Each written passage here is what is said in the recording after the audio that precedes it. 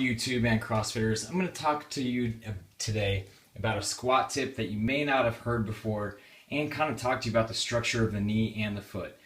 So let's get right into this. We hear a lot about this knees in versus knees out debate going on. I'm not going to get into that a whole lot, but let's just talk about some of the structure of the foot to begin with. Important to know.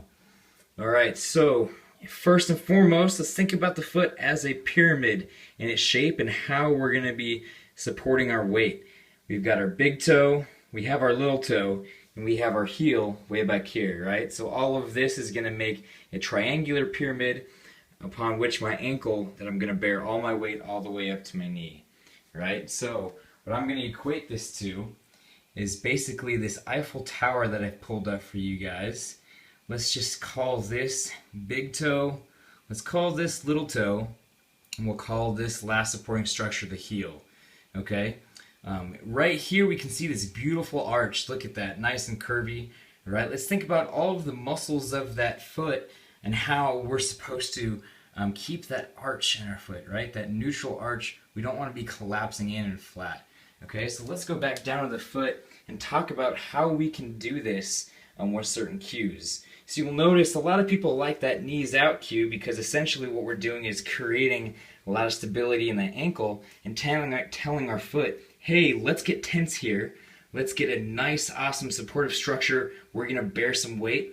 And if I don't externally rotate, or I don't keep tight in this ankle, watch what's going to happen, right? So here I'm tight. All of a sudden I lose kind of that nice arch that I had going on.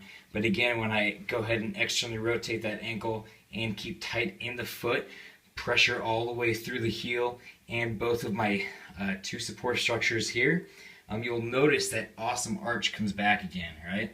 So arch, no arch, arch, no arch. A lot of times when we tell people to externally rotate that knee, right? So let's just say I don't have an arch here, I have an arch here though, right? Now I'm tight, now I'm going to transfer all of this weight into my pyramid. What happens is people will roll their foot off of the ground for this crazy knees out position.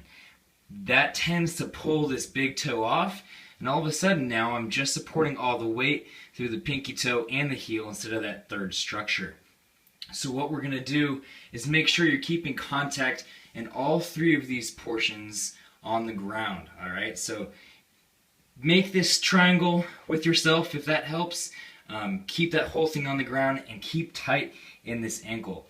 The second cue I want to talk about is something that I grew up, and I haven't heard it a lot in a while, but we hear this: screw your feet into the ground or spread the ground with your feet, right? So essentially they're doing the same thing.